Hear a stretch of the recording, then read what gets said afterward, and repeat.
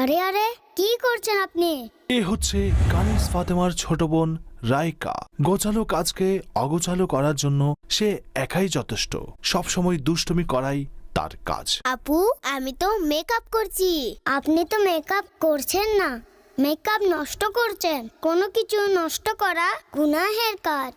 আর বাচ্চাদের এমনিতেই মেকআপ করা উচিত নয়। আমাদের উচিত বড়দের কোনো জিনিস অনুমতি ছাড়া ইউজ না করা।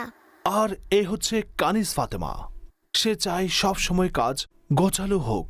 সে সাথে নিজের বান্ধবীদের বোঝানোর চেষ্টা করেন। দেখুন তো কে এসেছে বাইরে। আর হ্যাঁ শুনুন, জিজ্ঞাসা করে দরজা খুলবেন। আরে আসছি ভাই, এত তাড়া কিসের?